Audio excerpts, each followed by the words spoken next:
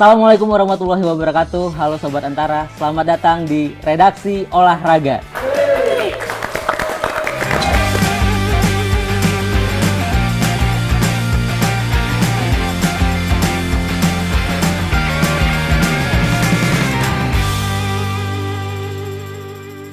Di program ini kita akan membahas isu-isu terkini dunia olahraga baik dalam maupun mancanegara.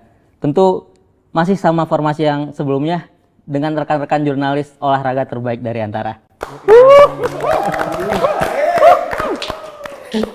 Jadi gimana nih, kita bahas hasil timnas Indonesia lawan Australia, tapi sebelum itu kayaknya kita ke bawahnya dulu, yang ke juniornya dulu, ya. Paling junior berarti ya? Paling junior. Timnas U17 yang mau berangkat atau udah berangkat ke Dubai. Berangkat. Nah, udah berangkat ke udah Dubai. berangkat ke Dubai untuk TC menuju Piala Asia U17 juga.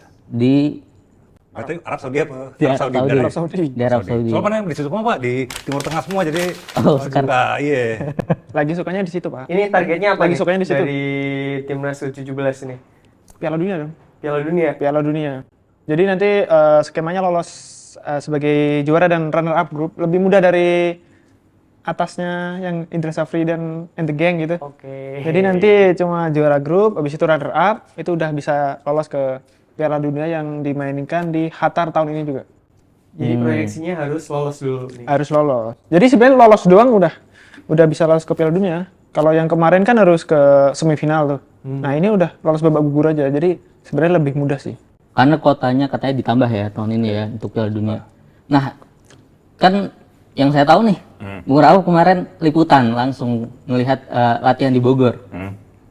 Sejauh ini persiapan dari timnas U17 itu gimana ya? So far sih waktu itu si Coach Nova sih bilang dengan dengan pendekatan dia sih. Soalnya awalnya di Game Live itu kan, kalau mungkin pada perhatiin di IG-nya Timnas atau PSSI ya, mereka dikasih klip-klip lagi latihan naik gunung lah segala gitu-gitu. Cukup keras ya?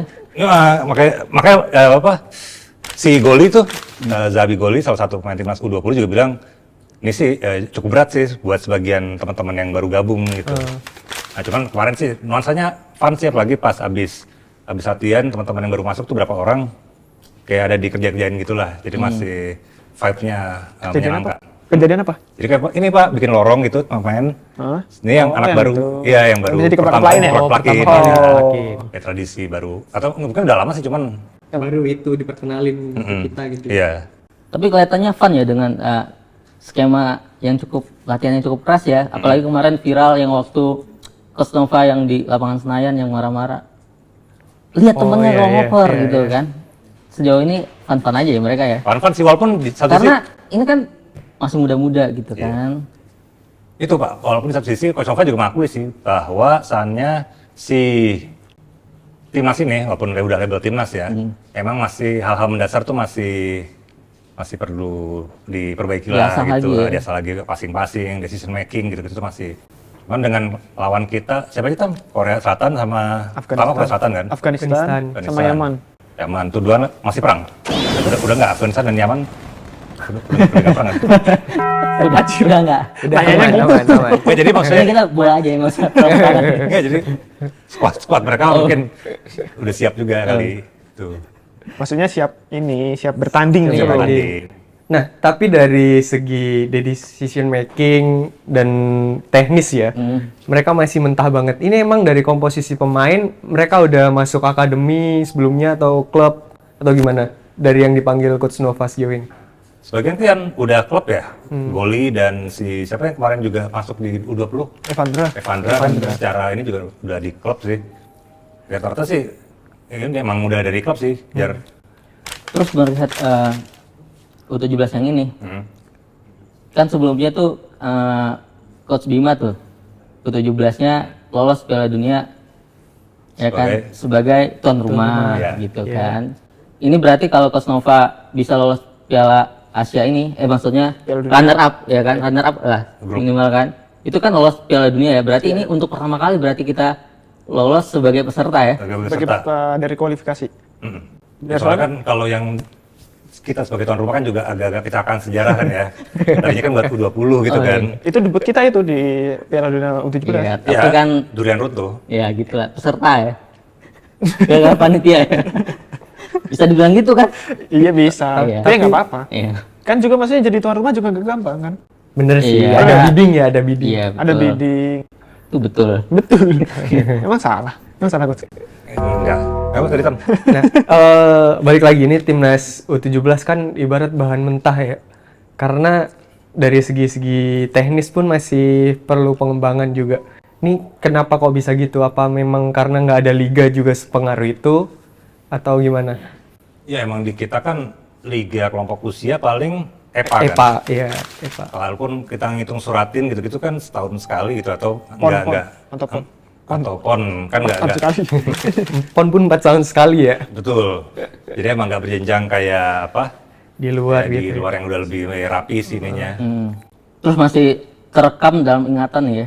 Waktu kualifikasi Piala Asia kemarin kan cukup bagus ya timnas di bawah asuhan Coach Nova ini kita 2 kali menang, 1 kali imbang. Tidak ada kebobolan gitu kan. Tapi kan di match terakhir tuh kalau masih inget itu kayak latihan ya. Emang latihan itu? Enggak. Kok gitu? Sengaja. Oh gitu. Kan itu Nova Rental langsung minta maaf itu. Iya. Nah, dengan nanti nih lawan kita kan cukup berat ya, Korea Selatan ya. Ada memungkinkan nggak Coach Nova akan melakukan hal yang sama juga gitu kan? Harusnya sih enggak ya. Harusnya udah enggak ya. Masa di turnamen resmi kayak gitu ya. Nah, yang kemarin nggak resmi. Terus kualifikasi Pak. Tetap aja. Iya, tapi tetap aja kan. Dan Coach Nova kan udah minta maaf juga kan, karena dia ngerasa itu mencederai fair play kan. Iya benar. Kemarin nggak ada omong-omongan nanti kita mungkin nggak bakal gitu lagi gitu apa gimana kan? Tadi sih kalau dia soalnya dia kayak pengen jaga ini ya vibe positifnya, bahkan dia juga ceritakan bahwa oke ini mungkin bukan hal baru ya bahwa para pemain tidak boleh update Medsos ya? medsos gitu kan. Mungkin kalau nggak salah dulu juga Indra Safri atau siapa juga pernah pakai pendekatan ini gitu. Oh nggak main medsos itu anak-anak? At least nggak boleh posting. Mungkin kalau Main boleh masih sering kali, nggak boleh like sering. gitu masih. Cuma kayak Karena joget-joget rada tuh susah masih. Umur masih 17 tahun, Ya, ya kan Pak, masih kan. remaja, mungkin main TikTok gitu kan. Nah, Nonton joget-joget. sih, ya. Kayaknya nggak boleh sesering itu Pak. Dibatasin aja kayaknya. mungkin batasin. Ya, sama karena buat jaga istirahat ya. Iya, Pasti iya. kan ada jam-jam mereka harus kumpulin handphone gitu kan untuk ya at least istirahatnya nggak terganggu lah mencapai jumlah tidur yang dibutuhkan. Tapi uniknya yang lawan Korea Selatan kan jadi laga pembuka ya. Jadi beberapa minggu yang lalu saya ketemu Nova, katanya dia itu belum terlalu menganalisis tim yang mau dihadapi sekarang. Maksudnya Korea U17 sekarang. Tapi ketika ditanya, dia mau belajar dari pengalaman dia waktu jadi asisten pelatih Coach Sintayong yang di Piala Asia. Udah tiga. Iya. Sorry. Iya benar ya. Iya, benar. Yang di 8 besar ya. Kita menang itu kan. Iya yang menang penalti. Nah itu, jadi dia menganalisis Pemain Korea. match itu dari gaya pemain Korea yang katanya cepat dan banyak mengandalkan fisik. Jadi kata dia kayaknya nanti juga nggak bakal berbeda jauh dari yang mau dilawan di Berarti U17. Coach Nova ini benar-benar belajar dari Coach Shin ya? Iya, Ilmu-ilmunya maksudnya ya?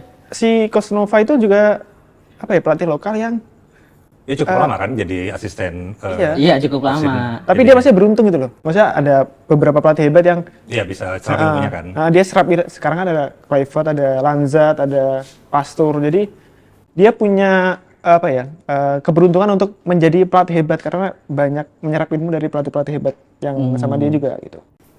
Tapi ngelihat dengan perbandingan ya, U23 sama U17 kan beda ya pasti ya. Masa sih nggak nyiapin strategi khusus, analis itu terkait formasi tuh bisa jadi hampir sama nggak sama kan dia asisten coach Shin-nya ya? Bisa sama dengan formasi yang diterapkan coach Shin apa ada enggak nih gua punya formasi sendiri? Gue takutnya sebenarnya kayak Indra Safri kemarin sih. Jangan takut, kita harus optimis. Gimana? Iya. Iya Pak, kemarin yang Indra Safri Piala Asia itu kan cuma 1 minggu atau kurang lebih 2 minggu dia tiba-tiba rubah formasi jadi 4 back kan. Yang awalnya dia 3 back, tiba-tiba jadi 4 back gara-gara yang kan biasanya kalau pelatih-pelatih bawah itu ngikutin yang utama kan, which is itu kalau pelatih si Kluivert main 4-3-3, jadi dia harus ngikutin, biasanya itu kayak gitu. Nah, Aku nggak tahu nih si Nova nih nanti bakal ngikutin si Oh iya. Kluivert atau tetap apa ya sama formasinya ini. Iya, kemarin juga yang asisten pelatihnya Patrick udah datang waktu di Bandung ya. Si yang Vandenberg. Vandenberg. Bisa jadi nggak dia bilang udah nanti pakai formasi Patrick aja ya. Bisa jadi. Tapi katanya sih kemarin mau karena dia datang ke situ kan. Iya. Jangan dia bisikin udah lupakan yang lalu. Harusnya sih Gimana Pak? Kemarin kan resiko ya. ketemu kan? Iya, benar harusnya sih. sih belajar dari yang Indra Safri. Maksudnya kalau mau turnamen jangan langsung diganti, mungkin gantinya after turnamen gitu loh. After turnamen. Udah Soalnya nggak ada lagi turnamen. Ngapain dia? kalau Piala Dunia, Oh iya. kita kan harus optimis. Oh iya benar. Banyak optimis tadi. Balikin ke sana. Gimana? Para kemarin kan ya pas ketemu sama Coach Nova mungkin dia ada nyampein taktikal Nggak formasi sih, yang padahal itu sih, mungkin karena ini sih, kayak tadi kan si Eza bilang dia belum menganalisis karena emang susah sih kan kelompok umur kan, Iya. pasti selalu berganti gitu. Berganti terus. Jadi emang dia belum bisa share sih soal pendekatan taktikal yang kira-kira mau dipakai di Piala Asia U17 ini sih. Tapi Bang, latihan kemarin tuh ngelatih apa? Formasi atau hanya fisik aja yang ditekankan Nova? Karena udah masuk ini sih Jar, udah masuk fase terakhir, Iya. udah taktikal sih, formasi apa kekuatan fisik segala macam yang pas di awal tuh masih di Bandung sama sebelumnya di mana gitu deh, Jogja apa ya, yang masih digeber itunya. Nah, itu di latihan tertutup nggak? Maksudnya dia nggak ngeliatin ke media? Ya, tertutup. Oh, tertutup ya? Makanya teman-teman yang ngambil gambar pun yang pas kayak biasa latihan open buat media kan 15 menit. 15 menit, Menit, terus ya. ya teman-teman diminta ke ruang media center. Tapi ngelihat calon-calon lawannya nih, kan yang dua tuh kalau dari ranking FIFA di bawah kita ya, Iya, iya. Yaman sama Afghanistan ya. Afghanistan ya. Seyakin apa nih kita bisa bakal lolos? Apalagi kemarin waktu mau berangkat tuh Erick Thohir bilang kan Apa nih? harus lolos gitu kan, targetnya harus lolos, ya kan? Ya karena persiapannya udah panjang lah, Iya, ya betul. kan? Balik lagi ya, kalau lawan-lawan tim Asia tuh pasti adu fisik. Nah, kelemahan kita kalau ngelawan tim-tim dari Timur Tengah tuh pasti di duel udara. Sama drama biasanya. kalau Iya, gampang kepancing Iya, gitu. Itu harus ditekankan juga. Kita jangan nganggap ranking mereka di bawah kita gitu. Tapi kalau situasi mental kita juga secara kondisional nggak memungkinkan kayak kepancing, kesulut sama drama-dramanya, ya bisa jadi kita juga tumbang gitu di fase grup ini. Tapi BTW Korea Selatan tuh tim tersukses tuh. Di Sorry, U17. bukan tersukses. Cukup. Tersukses kedua Di U17. di U17 Piala Asia. 2 gelar kalau nggak salah deh. Ya tahun terakhir, edisi terakhir itu finalis.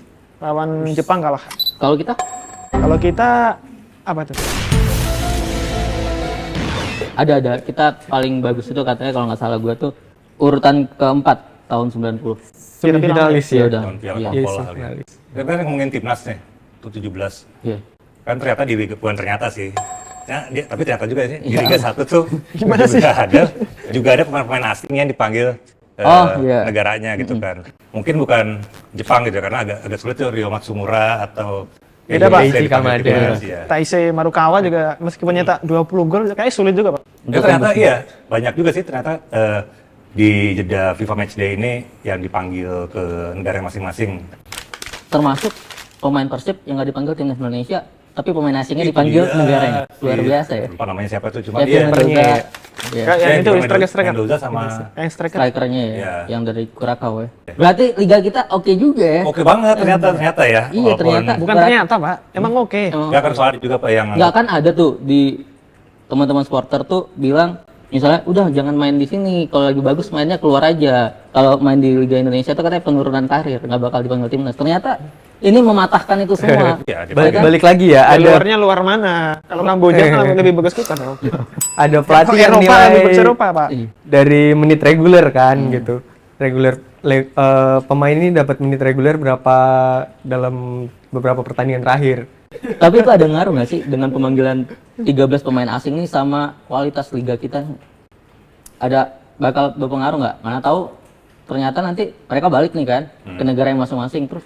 Liga Indonesia tuh ternyata keren banget bro gitu kan. bisa iya ya, karena gimana pun kan Iya kan, buktinya gue dipanggil juga nih, masih bisa gitu kan. ya walaupun tadi kan mungkin bukan dari negara-negara top tiernya bola ya, Jepang atau atau Korsel gitu kan. Yang Afrika kan ada tuh, yang pemain di- PSM, Tanjung Tanjung Verde, Verde, ya, Tanjung ya. Verde, Yuran Verde. lumayan Si- oke Yang kan. ini ya, Yuran ya? Yuran. Yuran. Gitu. Walaupun timnya pernah kena isu ini, Apa? Gak bayar gaji. Gue tetap. Itu isunya ke mana? Oh, banyak ya? yang Itu isunya mengarah. banyak, Pak. Isu ya, isu. Nanti melebar-lebar ke Terus terakhir juga ada juga, kalau nggak salah berapa hari lalu ada Pak Prabowo meresmikan berapa? Ya stadion hasil Stadion renovasi. renovasi. 17. Itu kan proyek di presiden sebelumnya ya. Itu kayak persiapan kalau nanti kita jadi tuan rumah Piala Dunia selanjutnya banyak gitu pilihannya. Iya, Bisa jadi ya. Bisa sih. bisa masuk tuh masuk kau. Cuman Itu 17 stadion di mana aja, Pak? 13 ya. 13. 13 apa 17? itu 17 ya. 17 stadion. Masih sih yang populer di kita tuh Maguharjo. Maguharjo. Karena dengan demikian Bukan Kanjuruan ya? Kanjuran juga tuh masuk. itu juga termasuk. Oh, masuk. Maguharjo karena kan teman-teman PSS kan udah banyak yang kangen lah gitu berkandang di sana itu. Si Indomie juga nggak salah jadi termasuk Iya, ya. iya, Kan? Indomie. Indomie juga kan? Hah? Iya, tapi udah dimainin ya. Tapi sejauh ini yang teman-teman lihat dari renovasi ini udah kelihatan renovasinya apa masih sama aja. Jujur ya. Boleh nggak ini jujur Iya, jujur aja. Kan teman-teman ngaruh liputan. Takutnya atau nggak gimana. boleh. Gimana? Yang terdekat aja kali. Yang terdekat. Yang terdekat dari kita mungkin Patriot masuk nggak sih? Patriot masuk. Nah, itu deh, Patriot deh. Maksudnya yang saya ke sana jadi ada bukti valid gitu loh. Ada fakta di lapangan gitu. Dan ada statement juga dari kemarin yang laga terakhir Persija lawan Arema FC. Itu Pena sama Rizky Ridho marah-marah soal katanya ini direnovasi di awal tahun, tapi sampai sekarang dipakai juga saya nggak tahu apa yang direnovasi. Kata Ridho begitu. Dan kata dia beberapa fasilitas di sana yang penting-penting kayak termasuk toilet, kemudian rumput dan apa ya lupa saya. Habis itu katanya itu nggak ada bedanya. Katanya Ridho tuh semangat, wah ini direnovasi harusnya rumputnya bagus, tapi kata dia waktu sampai sana dia kaget ternyata sama aja nggak ada yang direnovasi gitu. Dan kemarin kan si Pena ngomel-ngomel tuh soal yang kartu merahnya. Nah itu yang Dia kata marah-marah kenapa? emang marah-marah soal kartu merah si Gayos. Itu kan gara-gara faktor lapangan yang nggak rata. Jadi Gayos tuh yang mau apa ya mau ngoper, bolanya tiba-tiba mantul gara-gara lapangannya nggak rata. Jadi dia langsung kena kakinya si Ahmad Maulana. Dia kata, dia ngomong-ngomong soal itu. Bukan marah-marah karena ada permasalahan internal di Persija yang dia nggak bisa bilang itu ya. Aduh. Kita langsung aja lah ke pembahasan utama kita kali ya, daripada tadi ngelur-ngelur kemana-mana. Tapi sebelum itu kayaknya gua malu tukeran aja dulu Kak. Tukeran ya? Kayaknya lebih enak di sini gua. Ya, ayo deh. Soalnya kan ini pembahasan lu pada yang sering ngepost di sana ya di Iya PSS. juga sih. Dua orang berkostum merah. Ya, tapi sebelum itu kita lihat tadi timnas main dengan susah payah. Tetap harus diapresiasi sebagai penghormatan. Ayo kita berempat tepuk tangan dulu untuk Semangat! Masih ada 3 lagi. masih ada 3 lagi ya. Dengan skor 5-1, kalian ngelihat analisanya gimana? Di laga perdana PK. Annyeonghaseyo. Ya. Ya. Jadi sebelum mulai kan saya udah bilang ini waktunya terlalu mepet buat ganti-ganti pelatih kalau dari saya gitu kan. Dan terlihat dari ini kelihatan kualitas pemain padahal sudah meningkat gitu kan. Kalau yang saya lihat ya pemain-pemain barunya udah banyak gitu. Terus satu lagi dari sisi timnas Australia banyak yang sakit, yang cedera, tapi kita nggak bisa memaksimalkan keadaan kayak gini gitu kan. Kalau gini apa yang mau dibanggain gitu kan? Ada yang dibanggain. Apa? Postingan timnas sudah ada full time. Itu progres sih. Oh, iya. Serius itu progres sih. Progres. sih. Soalnya halftime nggak ada ya. After nggak ada. Tapi sekarang komennya saya cek 170.000. Udah banyak. Tadi Australia kalau menurut kalian gimana? Australia mainnya emang Biasa aja. makanya itu jadi Biasa aja. jadi ini kan jadi makin nyesek karena ya mereka Iya. nggak segitu superiornya gitu. Anehnya penyakit Indra Syafri itu nurun ke PK gitu. Ya itu. Kok bisa Soal gitu? duel-duel Penyakit apa? bola udara. Oh. Iya kan? Itu kan hal yang sebenarnya di timnas kelompok umur U23 juga nular tuh di kelompok senior. 2 gol kita nggak bisa antisipasi bola udara itu. Iya. Fanatik ya. Terus lini tengahnya juga tadi tuh Terlalu gampang ditembus ya. nggak kelihatan kalau saya ya, nggak kelihatan tuh Tom Hai, Nathan gitu kan. Kebanyakan dari pass oper ke back langsung long ball. Itu kayak ngelihat timnas tahun 2010-an gitu. Mainnya long ball, bukan jelek, tapi long ball gitu. Nggak ini aja kalau sekarang gitu. Berarti belum kelihatan ya total football yang dijanjikan gitu ya. Total Total apa nih namanya? Total apa tuh? Emang dia pernah janji gitu ya? Kan harapan juga kan dengan adanya gerbong semua orang Belanda, pasti apa yang dicari gitu. Masa pakai run and gun kayak Inggris dari orang Belanda, ya pasti kita pakai total football dong. Soalnya dari filosofi juga kan ada Jordi Cruyff yang notabene anaknya Johan Cruyff gitu. Legend of football di Netherlands kan. Terus ininya ini penampilan trio. Ada Hilhers tadi, terus Itzes sama Verdong. Aku sih paling suka Verdong sih. Verdong setiap match menurutku bagus. Iya. Kayak Masih konsisten konsisten. ya. Gila konsisten dia di kiri lah, di back tengah tetap. Ini pendapat pribadiku ya. Verdong tuh kalau main di back tengah kurang maksimal. berarti salah siapa? Benar.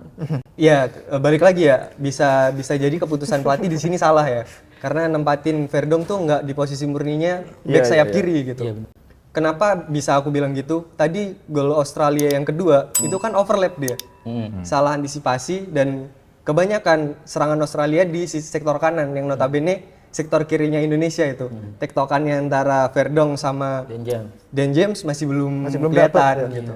Baru ketemu. Kalau back tengah sebenarnya ya, secara pribadi ini bukan karena kalah kualitas apa atau gimana gitu.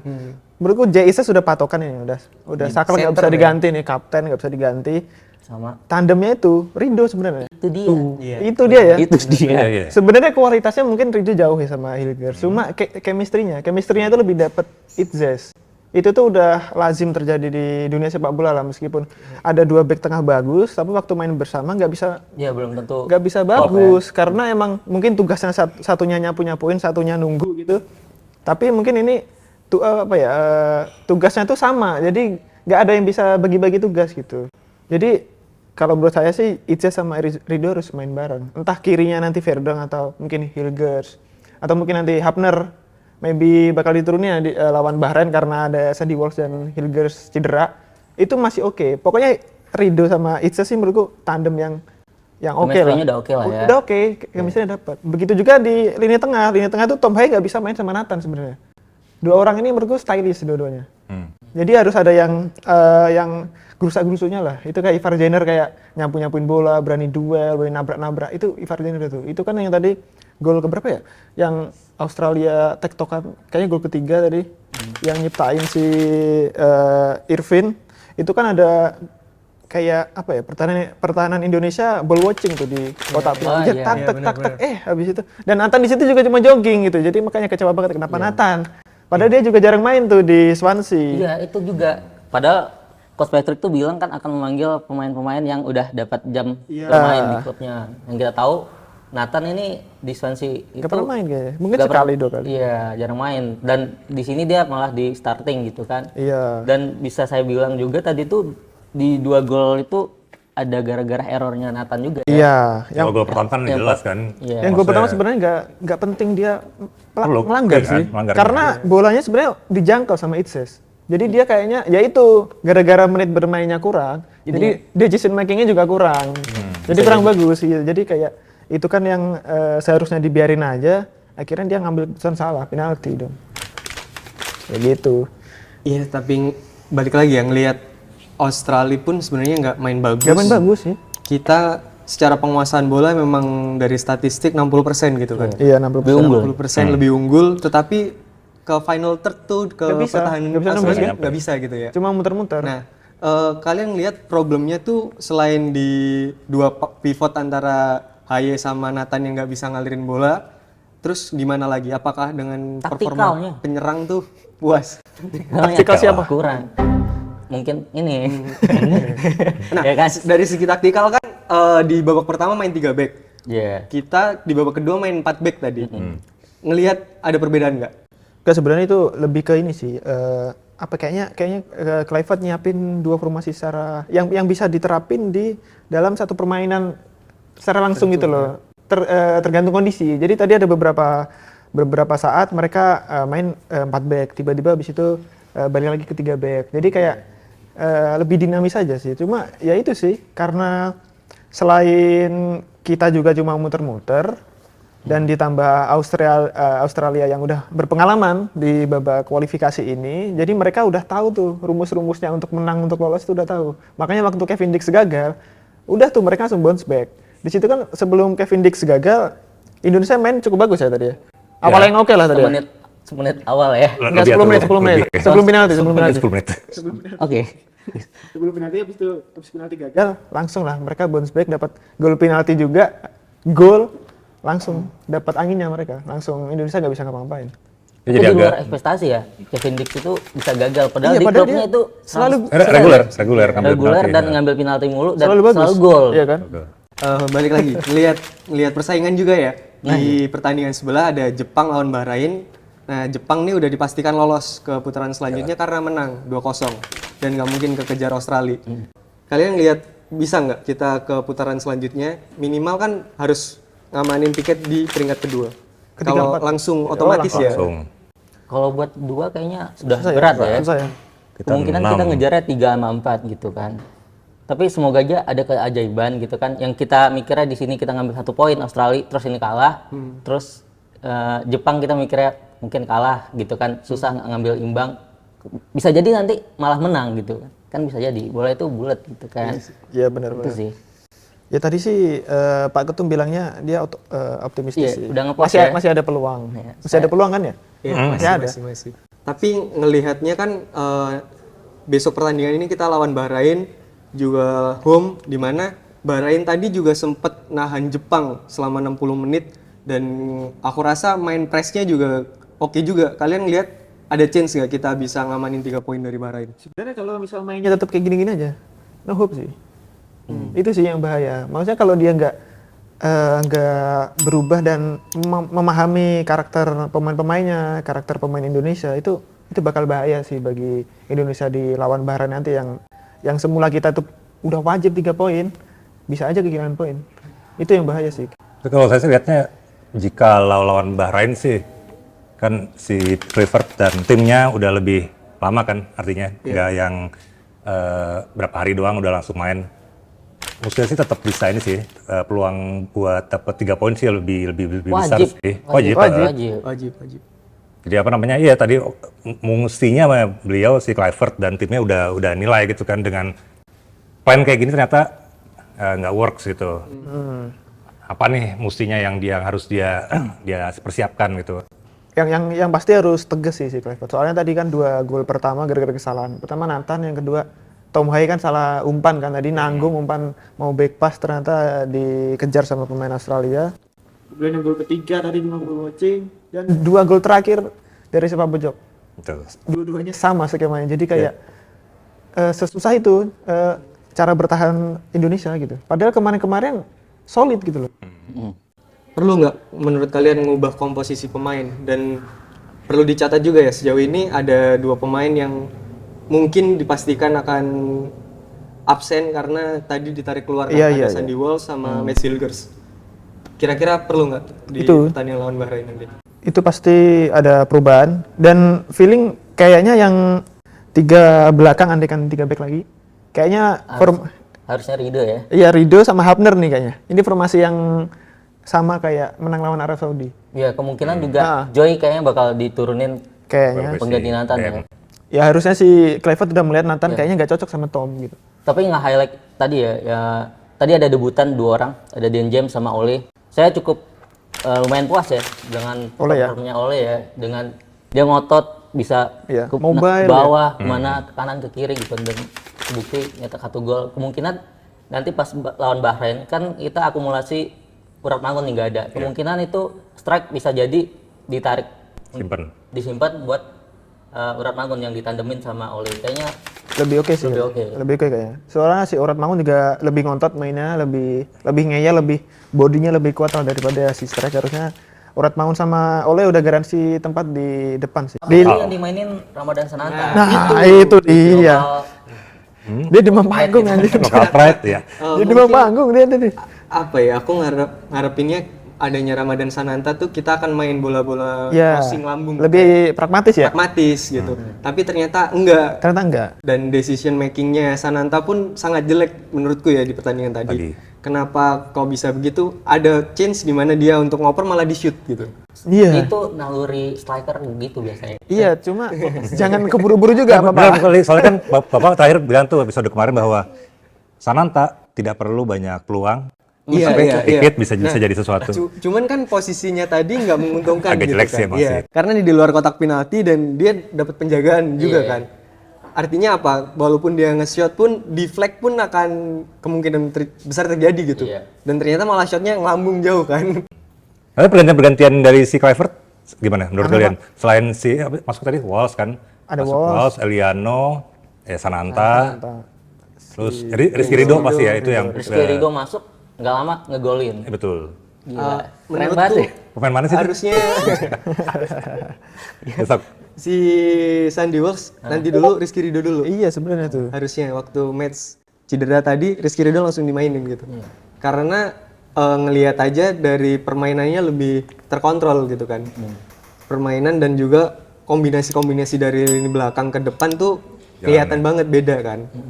Dibanding sebelum Rizky Ridho belum masuk gitu. Iya ya. Bahkan tadi si Marcelino yang biasanya di bawah pelatih sebelumnya main bagus dan percaya diri. Marcelo itu menurutku pemain Indonesia yang ada potensi karena dia kalau main itu selalu percaya diri. Iya, Dia skillful, cuma emang masih muda. Dan selama di bawah Sintayong itu dia selalu menunjukkan percaya diri itu. Dan nggak tahu teman-teman yang ngelihatnya. Cuma untuk saya menurut di pertandingan ini jauh banget, dia jelek banget, kayak nggak kelihatan. Mungkin dia belum akrab sama pelatih yang sekarang kan baru ketemu gitu kan. Bisa. Bisa kan? Bisa. Ya bisa jadi sih, dan ya itu sih yang soal pergantian pemain tadi juga menurut saya juga agak aneh karena ya itu Sandy Walsh menurutku kayaknya mending Ridho dulu gitu yang dimasukin, kemudian pergantian lini depan menurut saya juga agak telat sih tadi. Maksudnya Eliano kan Udah jelas ketinggalan tapi iya, Eliano dimasukin iya oke, cuma butuh striker lagi gitu loh, yang which is itu mungkin tadi andai kata Sananta nggak main buruk ya, mungkin Sananta atau Septian yang lebih ya, tapi number tengahnya 9 sih itu. buruk banget sih. Iya, Kalau iya. saya tengahnya buruk banget karena kita benar-benar nggak ada peluang yang diciptakan, mungkin pemain tengahnya umpan-umpan bagus buat ke depan tuh jarang banget. Malah kebanyakan itu ke Kevin Dick terus diangkat gitu kan. Iya. Diumpan begitu mulu gitu. Nah ya itu Gak tahu mentok kayak gitu diterusin aja gitu. Nah, itu tuh. Maunya gimana sebenarnya? sabar Kak. Sabar. Kita bicara drama juga terjadi justru di luar lapangan ya. Sempet rame tuh di grup PSSI Pers juga yang mungkin perlu diketahui ada influencer. Ya siapa tuh? Waduh. Ya banyak lah dari orang-orang influencer yang notabene PSSI pun mempertanyakan gitu. Ini tindakan-tindakan yang kurang bertanggung jawab. Ngapain gitu? Karena nggak ada izin. Mereka melakukan live streaming sewaktu persiapan timnas menjelang lawan Australia. Menurut kalian gimana? Ngelihat adanya oknum-oknum lah ya yang kurang justru mengganggu nggak menurut kalian? Iya, nggak suka walaupun kalau buat para followernya gitu kan mungkin orang jadi wah Keren kita dapat iya keren nih info satu, kita dapat info segala macam. Cuman di situasi sepenting ini kita ngincer 3 poin, at least ngincer hasil baik lah gitu, ngincer poin lah dari pukulan dari Australia. Ya pasti suka nggak suka jadi ini sih, jadi terganggu sih. Kayak apa? Mungkin ramai di medsos kan si Alex Pastur bete banget dia. Ya ditegur beberapa influencer kayaknya. Oke, aku bukan pakar ekspresi ya, cuman kayaknya sih kurang enak ke si Alex Pasturnya. Apalagi media-media yang berangkat juga dibatasin ya Iya benar. aksesnya. Iya dibatasin sih enggak sih, maksudnya cuman emang media berangkat kan cuman Ada beberapa. sedikit ya. Ada beberapa kan. Berapa? Cuman ya kalau media kan seperti biasa, teman-teman media udah tahu apa cara mainnya, bukan cara main apa ya. Aturannya lah, etikanya. Ya biasa kan selalu wawancara atau apa saat dikasih izin sama PSSI Iya. sebagai pihak yang mengelola si timnas ini. Dan dalam artian ini kan pertandingan away ya, dimana yang ngatur harusnya AFC gitu kan. Semuanya bahkan untuk media ya, kenapa harus media yang ini? Akses tuh yang ngatur AFC berapa jumlah medianya, terus durasi waktunya biasanya yang ngatur mereka gitu. Nah, kenapa ini harus ada orang-orang yang notabene bukan dari pihak media ya mengambil engage gitu? Jadi sebenarnya kalau dari pihak PSSI harusnya ada media officer-nya. Biasanya kan kalau kita liputan pasti mereka lah yang ngamanin yang data siapa yang teman-teman yang liput, kemudian teman-teman tuh bisa ngeliput di tempat-tempat mana gitu, wawancaranya tuh kapan, sebelum atau setelah gitu. Ya kalau menurut saya ya yang paling bagus tuh yang pengalaman lawan Jepang itu sih, yang kita lawan Jepang. Itu media officer-nya menurutku paling oke lah. Karena kenapa paling oke? Karena waktu itu latihan aja. Jadi banyak wartawan Jepang di situ. Nah, kita itu wartawan Indonesia disuruh keluar tuh. Nah, habis itu waktu sesi latihan Jepang, wartawan Jepang itu bisa full ngelihat latihan mereka. Dan bahkan di latihan resmi yang biasanya kita itu bisa menjangkau dari jauh ya ke Surabaya. Nah, itu yang media officer Jepang itu mengizinkan wartawan-wartawan mereka untuk lebih dekat. Misal latihannya di ujung, ya udah mereka ngikut. Tapi kita nggak boleh itu waktu itu. Cuma kan itu emang lagi sesi latihan Jepang gitu. Nah, di sisi lain waktu latihan Indonesia malah kirain kita bakal dikasih kayak gitu juga. Ternyata sama aja, kita dijauhin sama pemain-pemainnya ini. Jadi kayak Terus kita balik lagi ke pemain ya. Kira-kira nanti pada tanggal 25 Maret nanti tuh kira-kira formasi yang akan digunakan bakal dirombak total apa gimana nih? Karena yang ini kan dia warisan ya, bisa dibilang warisan dari sebelumnya ya. Dan dia udah nerapin ternyata gagal. Ada kemungkinan dia ngerubah lagi nggak nanti buat lawan Bahrain? Feeling sih enggak. Dari formasi ya? Kayaknya sih enggak sih, tetap mungkin personilnya akan berapa dibongkar pasang, cuman kalau formasi sih kayaknya agak riskan sih ya untuk nyoba lagi baru dengan jeda waktu 5 hari. Mungkin lebih masuk akal tadi sih kayak Agak riskan untuk ngerubah dengan waktu yang sedikit gitu kan. Sedikit, Sama kalau ngelatih pelatih juga kayak gitu nggak bisa. Gitu ya? Harusnya nanti dulu gitu. Ya nggak sih? Kalau bisa ada statement begitu gitu. ya berarti yang dirubah bukan formasinya. Terus akhirnya gimana nih? Kita nyerah atau fight back nih? Kalau saya optimis ya, harus tetap optimis ya, fight back ya. Saya sih fight back. Kita kan mental pemenang. Ya, tetap harus support lah gitulah. Harus Di support. situ dilihat kesetiaan supporter itu, jangan waktu menang aja gitu berkoar-koar, waktu kalahnya juga harus nemenin gitu. Dan gak hanya Erik. Lanjut. dan gak hanya kesetiaan supporter. Iya benar. ya fight back sih. Ya, fight Nggak back. ada opsi lagi, mesti fight back. Fight back atau PK out.